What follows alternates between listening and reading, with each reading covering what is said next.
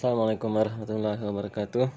Innal hamdalillah nahmaduhu wa nasta'inuhu wa nastaghfiruh wa na'udzu billahi min syururi anfusina wa min sayyiati a'malina. May yahdihillahu fala mudhillalah wa may yudlil fala hadiyalah. Wassalatu wassalamu ala Rasulillah sallallahu alaihi wasallam la nabiyya ba'da amma ba'du.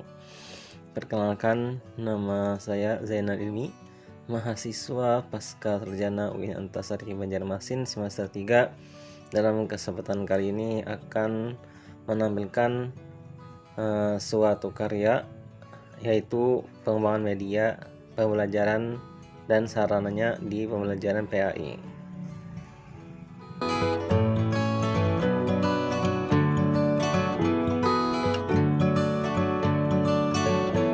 Dalam kesempatan ini saya akan sedikit memaparkan dan menjelaskan materi fikih pada jenjang madrasah aliyah kelas 11 semester ganjil tentang pembahasan bab jinayat.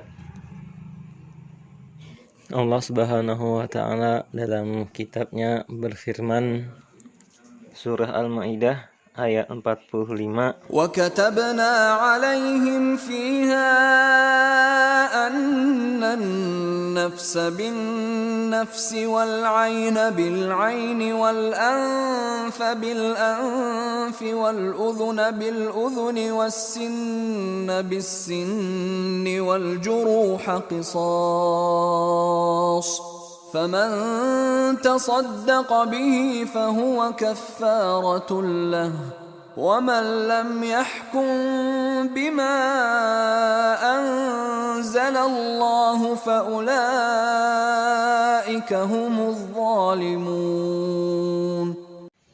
yang mana artinya, dan kami telah tetapkan terhadap mereka di dalamnya At-Taurat, bahwasanya jiwa dibalas dengan jiwa, mata dengan mata, hidung dengan hidung, telinga dengan telinga, gigi dengan gigi, dan luka-luka pun ada kisasnya.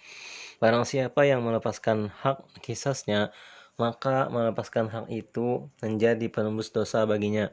Barang siapa tidak memutuskan perkara menurutnya apa yang diturunkan Allah, maka mereka itu adalah orang-orang yang zalim.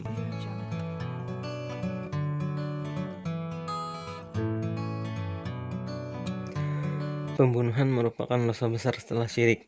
Pelakunya diancam dengan siksa yang berat di akhirat. Motif pembunuhan pun bermacam-macam. Pembunuhan, baik yang disengaja maupun tidak, perlu mendapatkan penegakan hukum.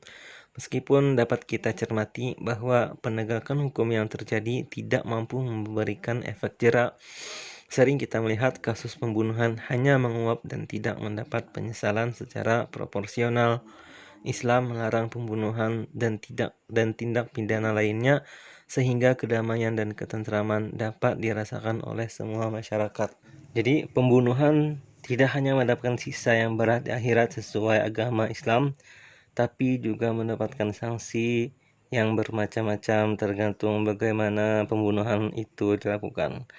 Jadi yang namanya pembunuhan, baik dari sisi agama maupun sisi dari Undang-Undang Indonesia, merupakan suatu tindakan yang tidak terpuji, yaitu mendapatkan ganjaran yang tidak baik, yaitu dosa siksa di akhirat, dan begitu juga sanksi di dunia.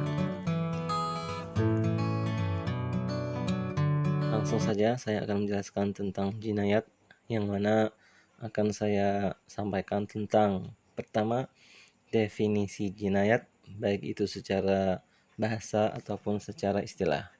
Kemudian dasar hukum jinayat yang berisikan tentang dalil-dalil yang menunjukkan jinayat tersebut. Kemudian bentuk-bentuk jinayat, apa saja bentuk jinayat, dan juga bentuk nama dari sudut pandang agama. Kemudian yang terakhir, manfaat adanya hukum jinayat. Jadi jinayat itu dari sisi agamanya apa dari manfaat adanya hukum jinayat tersebut. Yang pertama adalah definisi jinayat. Secara bahasa, jinayat berasal atau diambil dari kata jana. Berarti kata jinayat itu adalah kata serapan yang diambil dari bahasa Arab jana, yang artinya berbuat dosa atau salah.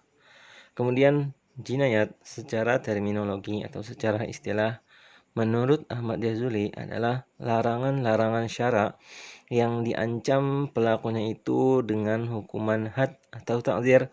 Had atau takdir itu adalah suatu balasan bagi orang-orang yang melanggar suatu hukum syara dalam pandangan hukum Islam.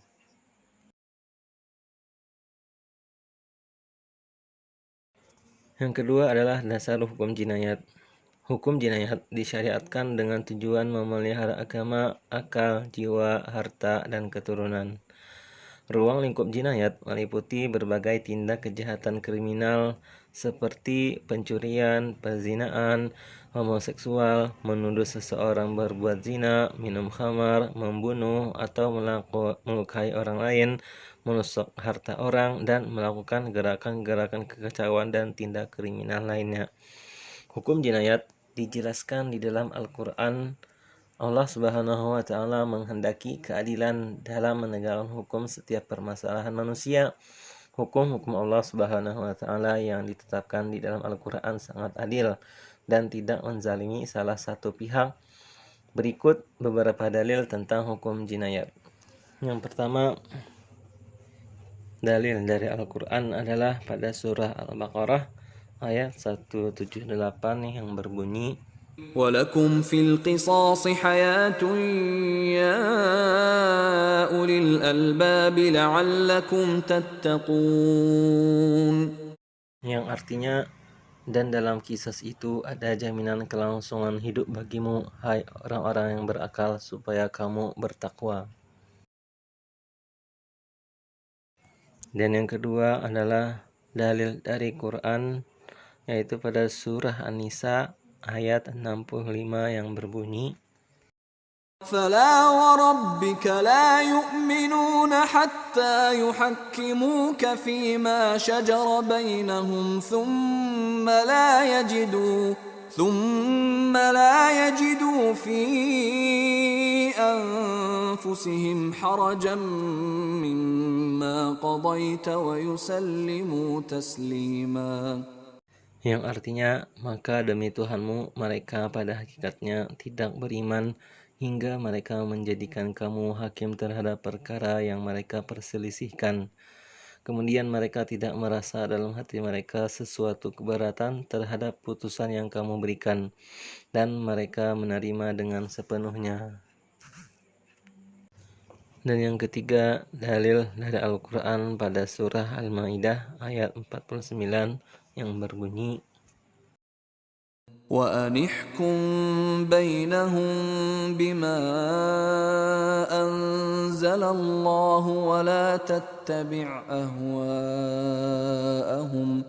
ولا تتبع أهواءهم واحذرهم أن يفتنوك عن بعض ما أنزل الله إليك فإن تولوا فاعلم أنما يريد الله أن يصيبهم ببعض ذنوبهم وإن كثيرا من الناس لفاسقون. yang artinya, dan hendaklah kamu memutuskan perkara di antara mereka menurut apa yang diturunkan Allah, dan janganlah kamu mengikuti hawa nafsu mereka, dan berhati-hatilah kamu terhadap mereka supaya mereka tidak memalingkan kamu dari sebahagian apa yang telah diturunkan Allah kepadamu. Jika mereka berpaling dari hukum yang telah diturunkan Allah, maka ketahuilah bahwa sesungguhnya Allah menghendaki akan menimpakan musibah kepada mereka disebabkan sebahagian dosa-dosa mereka, dan sesungguhnya kebanyakan manusia adalah orang-orang yang fasik. Yang ketiga adalah bentuk-bentuk jinayat. Para ulama membagi jinayat berdasarkan aspek berat dan ringannya hukuman menurut Al-Quran dan hadis. Atas dasar tersebut, jinayat dibagi menjadi 3, yaitu sebagai berikut.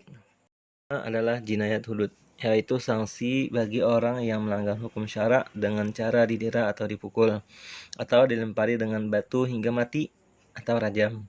Sanksi tersebut dapat pula berupa potong tangan sebelah atau kedua-duanya atau kaki dan tangan keduanya, tergantung kepada kesalahan yang dilakukan.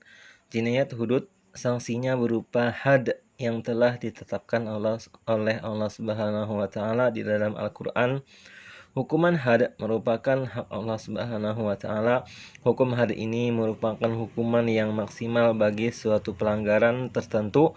Bagi setiap hukum hudud dijelaskan dalam Al-Qur'an surah An-Nur ayat 2 dan 4 serta surah Al-Maidah ayat 33 dan 38. Yang kedua adalah jinayat qisas diyat, yaitu ketentuan tentang kejahatan yang dibalas dengan perlakuan serupa atau memberikan perlakuan yang sama terhadap pelaku tindak pidana, sebagaimana yang dilakukannya kepada korban. Pelaksanaan hukum qisas diserahkan kepada hakim supaya mendapatkan hasil putusan yang adil dan tidak boleh menghakimi sendiri, kecuali kalau keluarga korban memaafkan sehingga qisas tidak dilaksanakan. Hukuman ini menjadi hak korban atau keluarganya.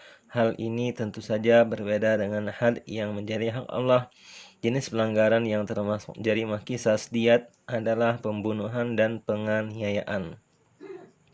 Dan yang ketiga adalah jinayat ta'zir, yaitu hukuman atas pelanggaran yang tidak ditetapkan hukumannya dalam Al-Quran dan hadis. Jinayat ta'zir merupakan bentuk hukuman ringan menurut hukum Islam. Pelaksanaan hukum ta'zir diserahkan sepenuhnya kepada hakim Islam. Hukum ta'zir berlaku bagi pelaku jinayat yang tidak atau belum memenuhi syarat untuk dihukum had atau tidak memenuhi syarat membayar diyat sebagai hukum ringan atau menebus dosa dari perbuatannya.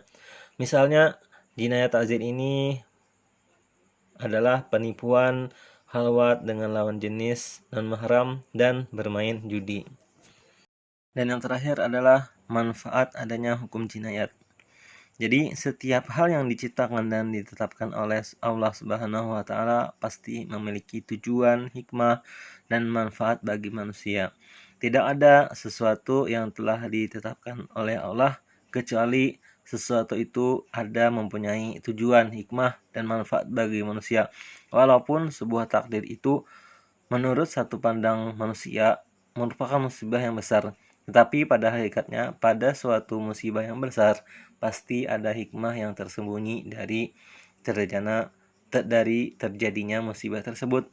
Nah, berikut ini adalah manfaat adanya hukum jinayat bagi umat Islam sebagai berikut. Yang pertama adalah menjaga nyawa dari perilaku saling membunuh.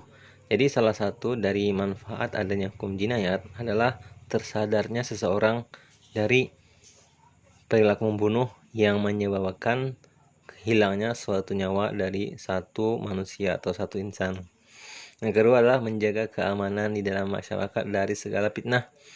Yang namanya fitnah juga adalah suatu tindak kriminal yang membuyarkan atau membuat hati manusia gundah tentang keamanan yang dimiliki dari suatu golongan masyarakat atau manusia. Yang ketiga adalah menjaga keamanan harta benda dan jiwa dari tindak pencurian dan perampokan. Yang namanya perampokan dan pencurian tadi disebutkan adalah hukum dari dua tindak kriminal tersebut adalah potong tangan atau potong kaki. Yang dari tindak kriminal tersebut adalah hilangnya suatu harta benda, bahkan jiwa pun dari tindak kriminal pencurian dan perampokan tersebut. Jadi manfaatnya adalah dari tindak pencurian dan perampokan adalah keamanan harta dan jiwa. Yang keempat adalah menjamin keamanan negara dan keamanan bagi diri sendiri. Dan yang terakhir adalah menjamin hubungan antara umat muslim dan non-muslim dalam sebuah negara. Jadi hukum jinayat bukan hanya tentang perilaku tindakan kriminal antara sesama umat muslim saja. Yang namanya jinayat berlaku pada umat muslim dan muslim. Misalnya seperti ketika orang non-muslim dirampok oleh seorang muslim. Jadi hukum jinayat tersebut tetap dilaksanakan walaupun yang menjadi korban adalah umat non-muslim. Begitu juga kebalikannya. semuanya berlaku, baik itu sama antar umat muslim ataupun antara muslim dan non-muslim. Terima kasih, sampai di sini saja pemaparan atau penjelasan dari saya. Wabillahi taufiq wal hidayah. Warida wal inayah. Assalamualaikum warahmatullahi wabarakatuh. Audio Jungle.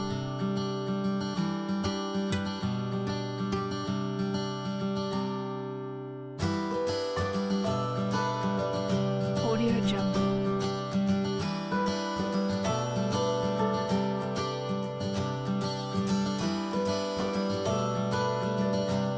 Audio Jungle.